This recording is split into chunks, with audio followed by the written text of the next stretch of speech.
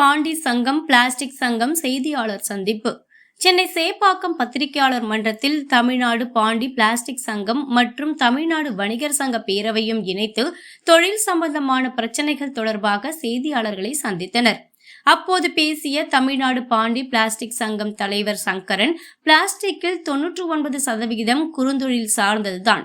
ஒரு காலத்தில் ஓஹோ என்று இருந்த தொழில், அதன் மூலம் தமிழகத்தில் 3 லட்சம் பேருக்கும் மறைமுகமாக 5 லட்சம் பேருக்கும் பணி இருந்தது. சிறிய முதலீடான 10,000 ரூபாய் இருந்தாலே பிளாஸ்டிக் தொழில் ஆரம்பிக்க முடியும். தாராள மயம் தனியார் மயம் ஆனதில் இருந்து சிறு தொழில்கள் தாக்கப்பட்டு படுத்த படுக்கையாக இருக்கிறது என்றால் அதற்கு மாற்று கருத்து இல்லை. பெரிய அளவில் சிறு தொழில்கள் பாதிப்பு ஏற்பட்டுள்ளது. சட்டம் ஒழுங்கு பிரச்சனையில் முக்கியமான காரணமாக சிறு தொழில்கள் அழிவதும் தான் உள்ளது. பிளாஸ்டிக் தொழிலில் மத்திய மாநில அரசுகள் மாற்றி மாற்றி சட்டம் கொண்டு வந்து சீரழித்து விட்டன. இன்றைய முதலமைச்சர் எதிர்க்கட்சி தலைவராக இருந்த போதிலிருந்து தற்போது வரை எங்களுக்கு ஆதரவாகத்தான் உள்ளார். கடந்த பல வருடங்களாக மத்திய மாநில அரசுகள் குறுந்தொழில்களை எந்த அளவுக்கு அவர்கள் சிரமப்படுத்தி கொண்டிருக்கிறார்கள் என்பது உங்களுக்கு நன்கு தெரியும். இதில் முக்கியமாக குறுந்தொழில்களில் 99% இருக்கக்கூடிய, அதாவது பிளாஸ்டிக்கில் 99% இருக்கக்கூடிய தொழில்களானது குறுந்தொழில் வகையை சார்ந்தது தான் ஆகும். இந்த பிளாஸ்டிக் தொழில் என்பது ஒரு காலத்தில் ஓஹோ என்று இருந்த தொழில். 1960 90 வரைக்கும் ஓஹோ என்று இருந்த ஒரு தொழில். அதன் மூலம் தமிழகத்தில் நேரடியாக ஒரு 3 லட்சம் பேருக்கும் மறைமுகமாக ஒரு 5 லட்சம் பேருக்கும் வேலைவாய்ப்பை வழங்கி கொண்டிருந்த ஒரு தொழிலாகும். அதாவது சமுதாயத்தின் அடிமட்டத்தில் இருக்கக்கூடிய பெரும்பாலானோருக்கு வேலைவாய்ப்பையும் சிறிய முதலீட்டில் 10,000 ரூபாய் முதலீட்டில் கூட ஒரு பிளாஸ்டிக் தொழிலை ஆரம்பிக்க முடியும்.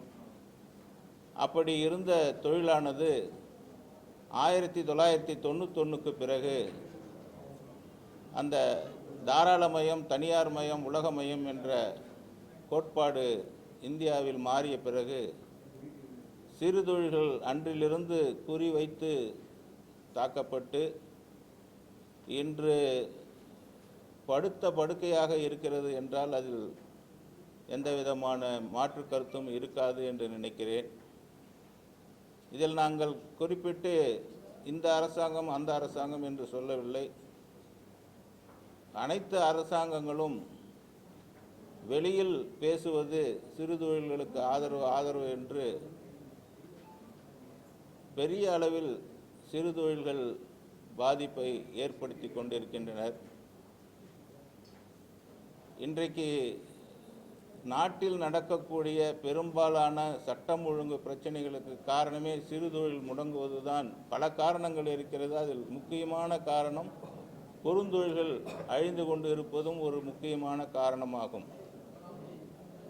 ஆகவே இதை போன்ற சூழ்நிலையில் எங்களுடைய தொழிலுக்கு 1999ஆம் ஆண்டு ஒரு சட்டம் இயற்றப்பட்டதிலிருந்து இன்று வரை 2024-25 வருடங்களில் பல்வேறு விதமான சட்டங்கள், எப்படி ஜிஎஸ்டியில் பலாயிரக்கணக்கான திருத்தங்கள் கொண்டு வந்து இன்றைக்கு அது ஒரு மிகப்பெரிய அச்சுறுத்தலாக இருக்கிறதோ, அதை போல இந்த பிளாஸ்டிக் தொழிலிலும் மத்திய மாநில அரசுகள் மாற்றி மாற்றி மாற்றி மாற்றி சட்டத்தை கொண்டு வந்து இந்த தொழிலை முற்றிலுமாக சீரழித்து விட்டனர். இதை போன்ற சூழ்நிலையில் நாங்கள் மாநில அரசிடம் ஒரு மிகப்பெரிய அளவில் நாங்கள் உதவியை எதிர்பார்த்தோம். இன்றைய முதல்வர் எதிர்க்கட்சி தலைவராக இருக்கும் பொழுது நிறைய போராட்டங்களை நடத்தினோம். அப்பொழுதெல்லாம் எங்களுக்கு ஆதரவாக பேசினார். இப்பொழுதும் அவர் ஆதரவாகத்தான் இருக்கிறார். ஆனால் பெருநிறுவனங்களின் ஆதிக்கத்தில் இருக்கும் அதிகாரிகளினுடைய சூழ்ச்சியால் இன்று தமிழகத்தில் குறு பிளாஸ்டிக் நிறுவனங்கள் மிகப்பெரிய பாதிப்பையும் அரசாங்கத்தின் கொள்கை பெருநிறுவனங்களுக்கு ஆதரவாகவும் சிறு நிறுவனங்களுக்கு எதிராகவும் அமைந்திருக்கிறது. இது விஷயமாக பல்வேறு விதமான கோர்ட்டுகளில் தீர்ப்புகள் கிடைத்திருக்கிறது. அது அல்லாமல் பல்வேறு சட்டங்கள் தமிழக அரசாலும் இயற்றப்பட்டிருக்கிறது. முக்கியமாக தமிழகம் முழுவதும் கடந்த 6 மாதங்களாக சிறு வணிகர்களும் சிறு உற்பத்தியாளர்களும் சொல்லனாத துயரத்தை அடைந்து கொண்டிருக்கின்றனர். அதாவது டிராஃபிக்கில் ஒவ்வொரு பகுதிக்கும் ஒவ்வொரு நாள் இவ்வளவு கலெக்ஷன் டார்கெட் ஃபிக்ஸ் பண்ணுவதை போல இந்த பிளாஸ்டிக்கில் இருந்து டார்கெட் ஃபிக்ஸ் பண்ணி உள்ளாட்சி மன்றங்கள் மிகப்பெரிய அளவில் சட்டத்துக்கு புறம்பாக செயல்பட்டு கொண்டிருக்கின்றனர். பெரு நிறுவனங்களின் ஆதிக்கத்தில் இருக்கும் அதிகாரிகள் சூழ்ச்சியால் சிறு நிறுவனங்கள் பாதிக்கின்றன. தமிழகம் முழுவதும் கடந்த 6 மாதங்களாக சிறு உற்பத்தியாளர்கள் மற்றும் வணிகர்கள் பெரும் துயரத்தை அடைந்துள்ளார்கள். பிளாஸ்டிக்கில் மறுசுழற்சி செய்யக்கூடியது, செய்ய முடியாதது என்ற 2 வகை உள்ளது. கடலை மிட்டாய், அப்பளங்கள் உள்ளிட்டவை விற்கப்படும் சிறிய பிளாஸ்டிக் பைகள் மறுசுழற்சி செய்ய முடியும். பிஸ்கட் பாக்கெட்டுகள், சிப்ஸ் பாக்கெட்டுகள் போன்றவை மறுசுழற்சி செய்ய முடியாதவை. மறுசீராய்வு மனு போட்டு 6 ஆண்டுகளுக்கு மேல் முயற்சி செய்து எங்களுக்கு ஆதரவாக தீர்ப்பு வர இருக்கும் நிலையில் பெருநிறுவன அதிகாரிகள் அதனை சிறு குறு தொழில்நுட்பத்துறை மூலம் சிறு பிளாஸ்டிக் நிறுவனங்களை தடை செய்யுங்கள், பெரும் பிளாஸ்டிக் பொருட்களை தடை செய்ய வேண்டாம் என்று சொல்கின்றனர். கடந்த 25 ஆண்டுகளில் லட்சக்கணக்கில் இருந்த தொழில் முனைவோர் ஆயிரக்கணக்கில் மாறிவிட்டார்கள். 31/1/2024 மறுசுழற்சி செய்யப்படும் பிளாஸ்டிக் பொருட்கள் தடை செய்யக்கூடாது என்று சொல்லி உள்ளார்கள். அப்படி என்றால் விற்பனை செய்யவும் தடையில்லை என்றுதான் அர்த்தம். இந்த தீர்ப்பு வந்து 11 மாதங்கள் ஆகிறது.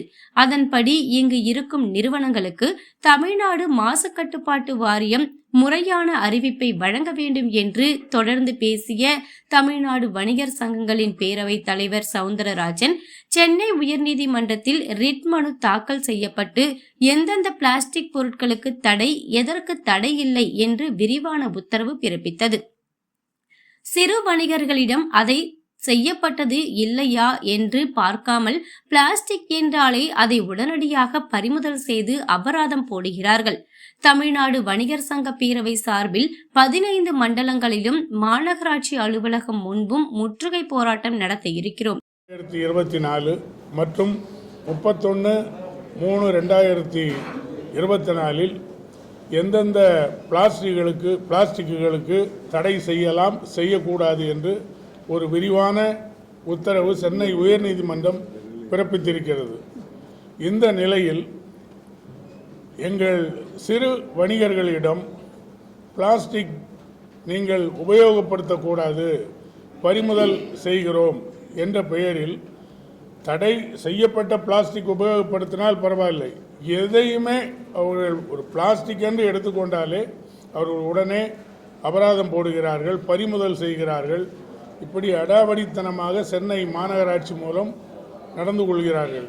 அதே போல இப்பொழுது என்போர்ஸ்மெண்ட் என்ற பெயரில் நீங்கள் கூட பார்த்துருப்பீங்க, தெருவில் காலையில் 9 மணிக்கு ஒருத்தர் போய் கடை திறந்தாருன்னா 9 மணிக்கே போய் நிற்கிறாங்க. அவர் எந்த அளவுக்கு ஏமாறுறாரோ அந்த அளவுக்கு அவருக்கு அபராதம் போடுறாங்க. 500லேருந்து 5000 வரைக்கும் அபராதம் போடுறாங்க.